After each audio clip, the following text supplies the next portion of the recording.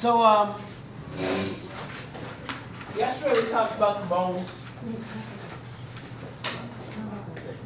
Today we're going to talk about joints to finish up the skeleton, and then we'll move on to talk about muscles and stuff like that. So,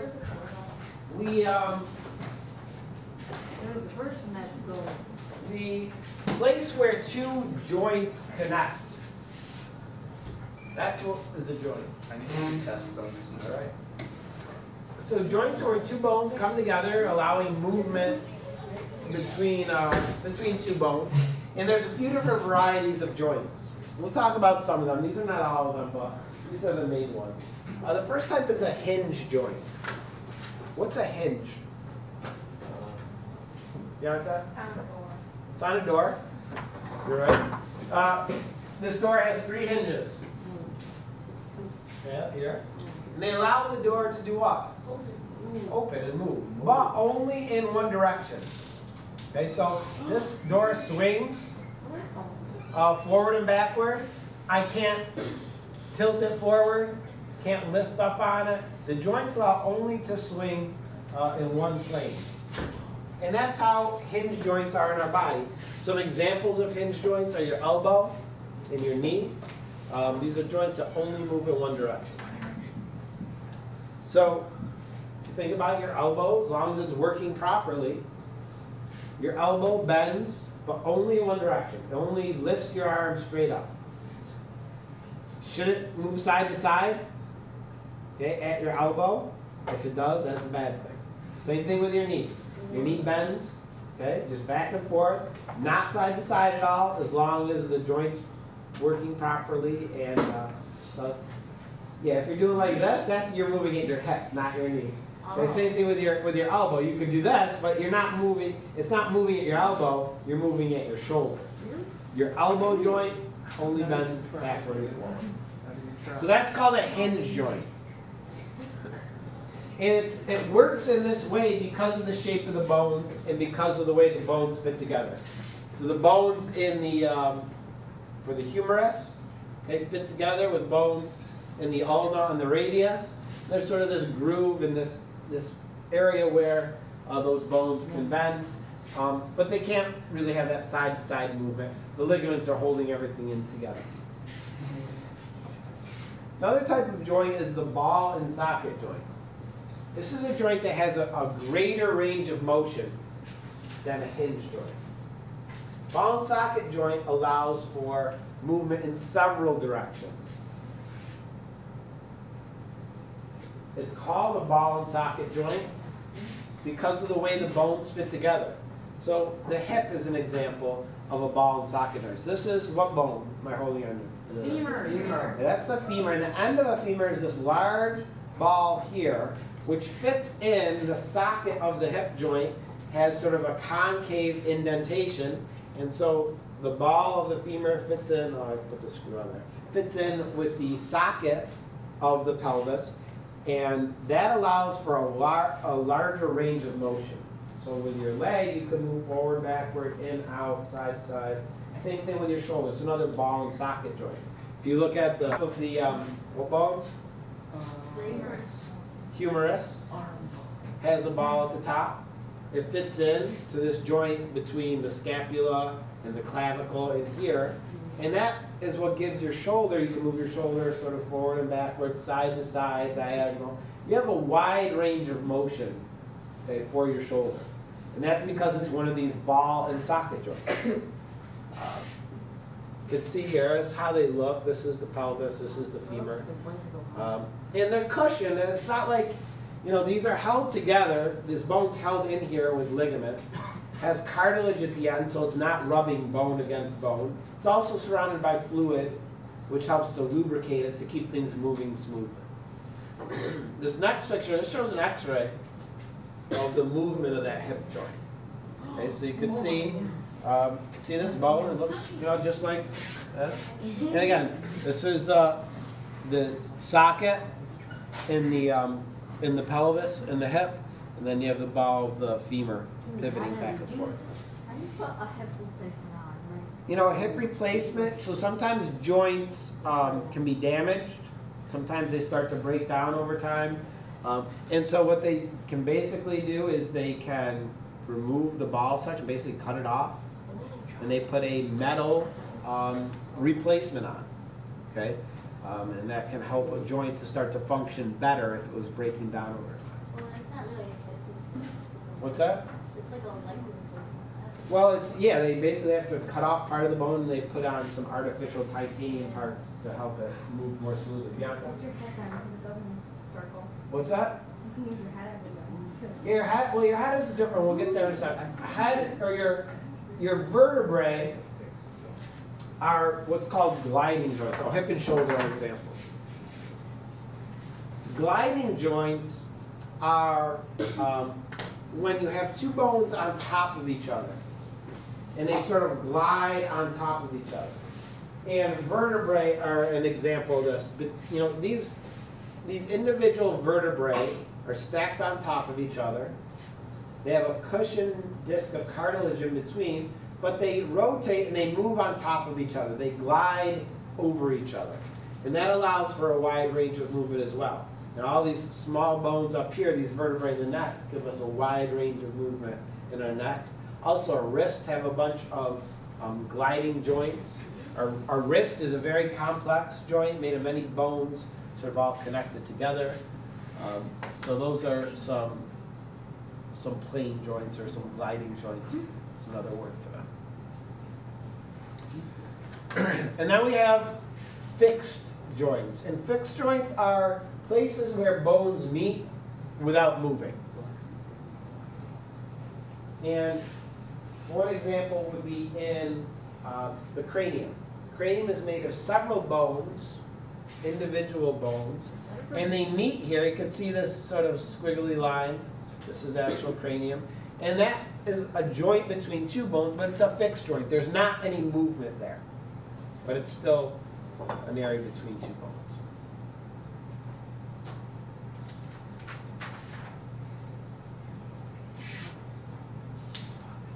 All right. So those are the four types of joints that we'll be concerned about. There are other types as well, but that's all we need to know. All right, let's talk about some disruptions or some damage to the skeletal system. And there's a variety of things that can happen. So first off, let's talk about fractures. A fracture is just another word for a broken bone. And there's a variety of types of broken bones that could affect the person. Like, I went to the doctor one time for my knee, and then like he was like, "Oh, it's fractured, but it's not broken." Okay. What does that? Yeah, I mean that's like a fracture is a break, but probably there's some differences. So let's talk about first one. This is called a green stick fracture. Okay, and this is common in younger people.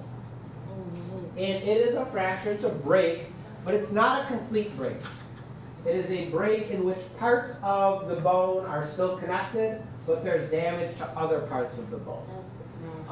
And why do you think it's called a green stick fracture? Because your leg was like a stick. Green stick? It doesn't not quite look like one. Bianca? Because when you snap it in half, it doesn't break off. Yeah, if you try to take like a living branch off a tree, a twig, and you try to break it, it doesn't just snap in half. It does. It stays connected. It's sort of torn, but there's fiber from the plant holding it together still. That's kind of like this green stick fracture where it's broken, but still connected.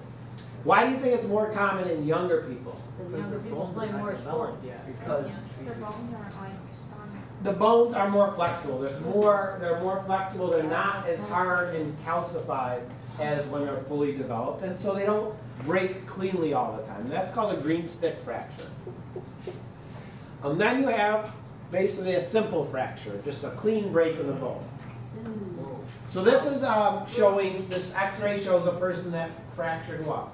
His leg. Femur, the femur. So you see the femur is broken, midway down. You can see the top of the femur and the bottom. And in this case, the x-ray is shown when the femur is displaced. That means the bones are not aligned. So the bone broke, and now it's no longer aligned. How do you even fix that? No, you wouldn't be able to stand on that. And then you That would be put- extremely painful as well. Femur is the largest bone in the body, and if you broke it like that, it would be extremely painful. How do you put them back together? So, good question. That's what I was going to talk about next. So, in order for a person, so obviously they wouldn't just, the doctor wouldn't just put a cast on this person like this and let them heal, because the bones are not aligned properly. It would probably heal, but one leg would probably be shorter than the other. They wouldn't be able to walk very well. They wouldn't be able to bear a lot of weight probably on that. So the doctor has to do what? Have surgery. It doesn't necessarily have to be They put surgery. it back in place. It doesn't have to necessarily get pins put in.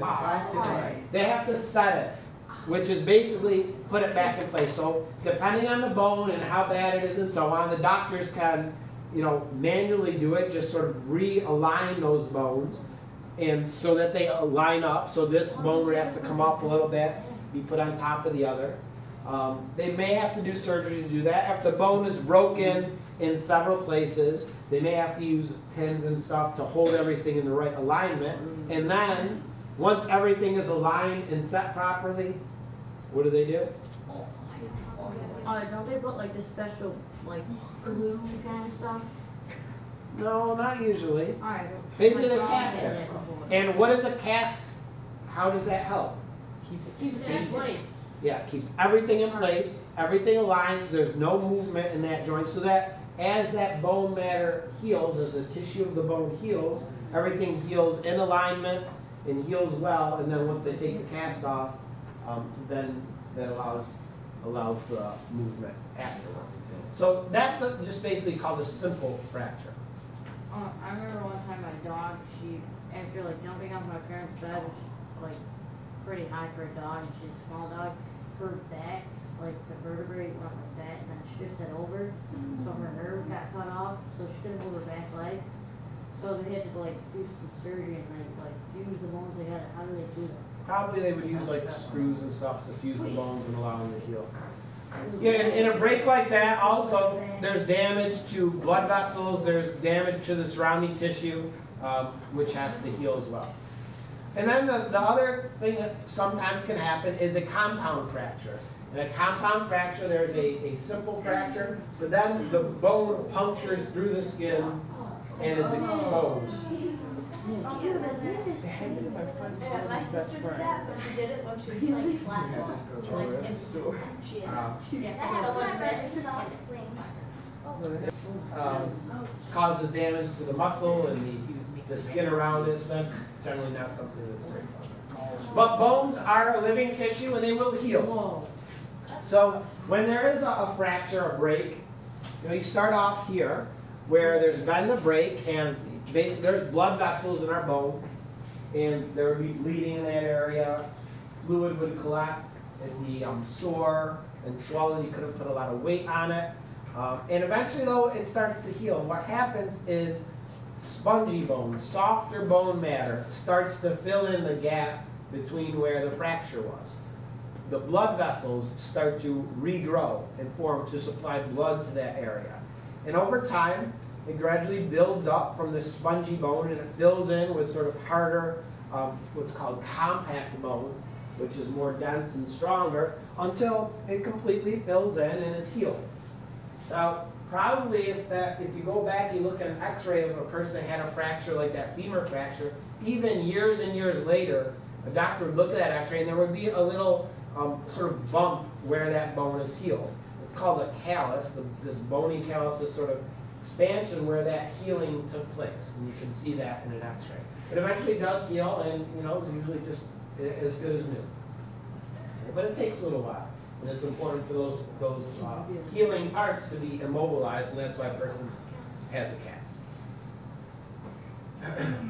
So those are breaks. Dislocation is something different.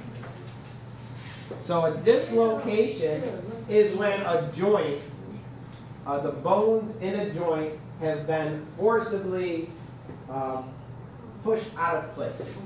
In the picture, you can see like the hole. Yeah, I'll show you in a second. So a person can dislocate their shoulder or an elbow or a knee or something.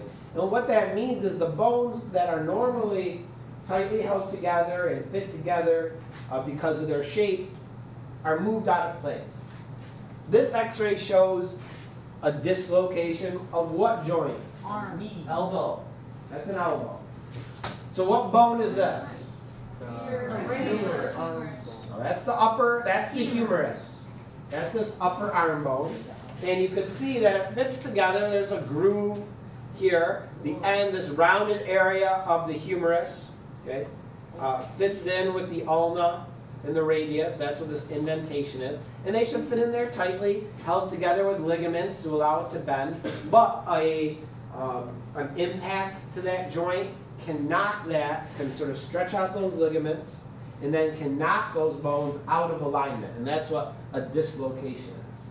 In dislocation, what's the treatment? What is the so if you dislocated your elbow, You pop it back. yeah, in your shoulder, this shoulder joint could come out of socket, you know, and basically if you you know, somebody hit you in the arm and it basically forces this arm, forces that ball of the humerus out of the joint. Basically, the doctor has to just get it back into place. Basically, you know, for this person, with the elbow, they would probably grab the upper arm and the lower arm and sort of just pull them apart and get those bones back in place. They'd sort of almost click back together. It'd probably be painful. But then eventually those ligaments for a while will be stretched out a little bit, but as they heal, they'll tighten up again. But they never quite will get back to the original. So once a person dislocates, for example, their shoulder, they're more likely to do it again in the future. And so somebody that's had like several dislocations of the same joint, it sort of comes in and out much easier because those ligaments holding it together are kind of stretched out and they're not holding it as tightly in place. I think that happened to my dad's knee. It could happen to, yeah, any They of these pop it joints. back in place, they always do it on 2. They never do it on 3. Oh, really? Yeah, just so you're not expecting it. Oh, and this is a picture. This is an ankle dislocation. It's kind of gross. But, so this is a person's shin, the front of their foot. Okay, and what you see is that their ankle is out of joint. That this, and you can see in the x-ray, okay, this part of their ankle should be down there and clicked into joint here at the ankle, but it's not. And so, Piece sticking out. Is that real? Supposed to be? that's real. No! And so, you know, again, in this case, the doctor would grab this person's foot and probably just sort of pull it down, shift it over, and get it back into place. He was a You could see here in the x-ray that a dislocation like that, a bad dislocation, as those ligaments pull apart, they can actually tear little pieces of bone off. And that's what you see here. This is called an avulsion. It's a tiny little piece of the fibula that sort of got pulled off with the rest of the bone after that injury. That's a tiny girl. Like, It's can't some people be born with their feet like that? sometimes people can be born with certain conditions that cause, like hips sometimes can be out of place. Also, like some dogs are more likely affected by like hip dysplasia, where their hips are likely to come out of socket easily. Yeah, so there's different things that could happen as well. All right, so let's now move on and we'll talk. So that's the skeletal system. Let's finish up by talking about the muscular system. So muscles are responsible for allowing our bones to move as well as other things. You know, our skeleton on its own can't move at all. It's the muscles that actually move the bones. And muscle is a type of tissue, and it's a type of tissue that can contract or shorten. That's what muscle tissue does. It can shorten when it's your nervous system tells it to. And that's what moves our bones. So there's 3 types of muscle. There's skeletal muscle, which is called skeletal muscle because it attaches to our bones and some other parts of the body too. And skeletal muscle is what we call voluntary muscle. Because here's some of the muscles. There's over 600 muscles in a human. And these are voluntary muscles, which means what? Volunteer. What is voluntary, Ben? Like you, like as like smooth, it's just like happens, like you can't control it. So what does voluntary mean? It means you can control the muscle. Yeah, it means you can control it. You have conscious control over skeletal muscles. Your nervous system tells them when to move and they respond. Cardiac muscle is found where? The heart. Only in the heart. So cardiac muscles in the heart. Oh my God. Looks like chicken. Looks like an And embryo. obviously the muscles in your heart are not voluntary. You don't control your heart. You don't have to tell yourself every second, oh, I should have beat my heart. And do that every second. It's involuntary. It just happens on its own without your conscious control.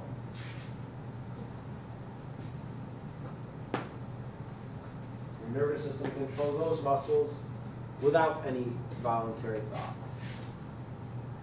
And then the third type is called smooth muscle. And smooth muscle is the muscle that makes up our organs, such as arteries and stomach, intestines. And these are also involuntary muscles. You know, when we swallow food, as that food, our stomach churns that food up by muscle contractions. And it gets moved along our intestines by the muscles of our intestines contracting and squeezing it along. But we don't have any conscious control over that. That's involuntary action. So there we have 3 types of muscle. And our muscles, there's, like I said, there's over 600 muscles in the human body. They have anatomical names as well. And, but they work in lots of different ways. But one way that they work is they work in pairs. Because muscles can only, they can pull on things. They can pull on your bones. They cannot push, though. Muscles do not push. They pull. And so many muscles come in pairs. And if you think about your arm, is probably the easiest way to sort of envision this. So to bend your arm at your elbow, so you have 2 muscles that bend your arm at your elbow. Your bicep muscle on the top, and then, what's this? Tricep. Your tricep muscle on the bottom. So your bicep muscle, right now, if your arm is straight out, okay, your bicep is relaxed. Okay? This bicep muscle is long. In order to pull your arm up towards your face, what happens is you tell your bicep to contract or to shorten. And so as it shortens, it's attached to your forearm and it pulls on those bones. And as your bicep shortens, it's pulling your arm up towards your face. But then, this bicep muscle, it can't push your arm back down now. It's short, it's contracted, it can't do anything else. It can't push. So how do you straighten your arm? Back out, your tricep. Your tricep. So now, if your arm is bent, your tricep muscle down here is relaxed and it's long. And then when you your brain tells it to shorten and it starts to contract, it gets shorter, and it pulls on the arm from this side, pulling your forearm bones back down. Okay, so now your tricep is shortened and your bicep is relaxed. And so these muscles, they work in opposites. One pulls it down, one pulls it back up. Same thing with like your legs, your quadriceps, your hamstrings. One pulls your foot back, one straightens it out. Okay, and they work in opposing pairs. Exercising, okay, can help increase both the size of muscles and how efficiently they work. That's how working out, exercising, lifting weights can make a person stronger and have larger muscles. As you stress your muscles by lifting weights, by running, by doing whatever it is you do, your muscles adapt to those situations. So they adapt by becoming bigger and stronger so that the next time you're lifting that weight, it's easier for you to do. And your muscles can be larger. Now that can be taken to extreme like Mr. Arcuri used to.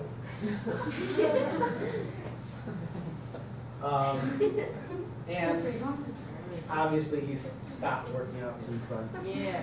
But exercise helps those muscles to adapt and to become stronger. Just to review a little bit. So tendons and ligaments are sort of the connection. They're connective tissue. And tendons connect bones to muscle. And so, like we were just talking about in your bicep, okay, and if you start to bend your arm, if you feel like right in the base of your elbow, there's that like hard, that's not a bone that you feel there. That's a tendon. a tendon. That's where your bicep muscle connects to these bones in your forearm. You can feel it. It feels like most very tough, very hard tissue, and that's what connects your bicep to your lower arm bones. Okay, those are the tendons. Your Achilles tendons, again, we talked about yesterday. You feel at the back of your heel. It's not bone back there. That's a tendon. It's what connects your calf muscle to the back of your heel. Now, this next picture is kind of gross, so if you're not one of those people, don't like those. But it shows a doctor performing surgery on a person's Achilles tendon. Because that tendon can become severed or cut. It can be ruptured. And so what you see is the doctor has made an incision through the skin. And what is he holding on to?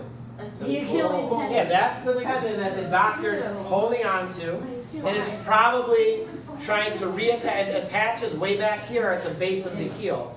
So the doctor probably screwed that into the heel. This is probably somebody who had their Achilles tendon severed somehow through like an impact or something. And doctors reattach it. You can sit there for about 2 hours cutting it. I don't know. I'm not sure, but I mean, if you really damage it badly, then it means you can't move your foot. You can't really move your foot because that tendon. Is the white thing the bone? The white thing is the tendon. Yeah, it looks like bone, but it's not. That's a tendon. That's what attaches to the heel, and when the muscle contracts, it pulls it. That's what this thing you feel when you feel in your arm, that tendon in your bicep. That's what it's like. It's that white, very strong, very tough material. Mr. Duras, All right, it's gone. If you want to. Mr. Duras, Yes. what's it like? You know how you like move your arms certain way and then Oh yeah, what's that thing? yeah, like that. What is that? Oh, those are tendons again, because those are the tendons that attach your forearm muscles to your wrist, so that you can move those things. Or you feel here.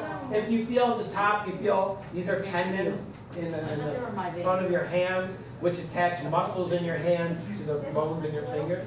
Yeah, these like long things. All right, ligaments connect our bones to each other. This shows in the wrist. You know, our wrist is very complex. Our hand is a very complex joint.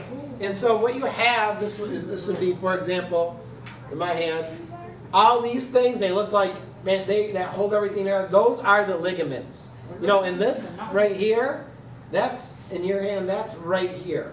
Okay? The bones of your fingers are sort of held together so your pinky can't go way over here, because these ligaments hold it in place.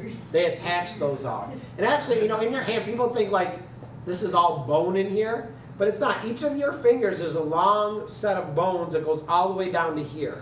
Wow. Okay? And that's what you see. These long bones, they're in sections, and there's space in between them, you know, in between the bone. And you could feel there, it's kind of soft in between each of those bones. There's muscle in there. And there's blood vessels and stuff, but each of these fingers actually extends all the way back down into your wrist. And your wrist is a very complex series of different types of joints. All right, so we have tendons and we have ligaments. Oh, to finish up here, so ligaments can be damaged. So those ligaments that hold your joints together can be damaged. That's what a sprain is. If you, say, sprain your ankle, you turn your ankle and you sprain it, what that means is you're damaging those ligaments that stabilize your ankle joint. And so it can be, there's different severities of sprains. You could just sort of stretch them and damage them, and it may be sore but heals fairly quickly. You can tear parts of them. Like a bad ankle sprain, some of them may tear. They eventually will heal, but it swells off, it's painful, it's hard to walk on for a while. Or you can completely, really have a really severe sprain and tear those completely. And that's a much harder sprain to recover from. And again, they do repair and recover, but often that joint is not going to be as stable. So if you've ever had like an ankle sprain, if you sprain your ankle several times, you know that for a long time it may be weaker and you may feel like you're going to sprain it more often. You may wear a brace to help stabilize it to prevent you from spraining it again. So when you do a sprain like that, you can, if you've ever had a bad sprain, you may notice that your ankle or whatever you sprained bruises. That's because of the damage internally leads to bleeding, and that's what a bruise is. It's bleeding inside of you that shows up as bluish or black. And here's a picture of a pretty bad ankle sprain. You can see they swell up. Look at the veins. They swell up, and that's the process eventually to heal. No, we're on one more slide. So we can, tendons also can have issues. A strain is when a tendon can be damaged and partially torn from the bone. Like that surgery we saw that picture of. It's probably a person having their Achilles tendon reattached because of a severe strain on the tendon that ruptured it. Tendinitis, if you've heard of that before, is when a tendon starts to become inflamed and swollen and painful. Trigger finger happens when a person's tendons kind of lock and won't release. My dad had this actually, where sometimes his finger would kind of stay stuck in one. All right, guys, just go. It stays stuck in one position and hard to open up. He had to have surgery to sort of relieve some of the tension on those tendons. They don't straighten it out? Yeah, there's a whole bunch of reasons. And then tennis elbow, you may have heard about, is just from those tendons that connect the muscle to the bone becoming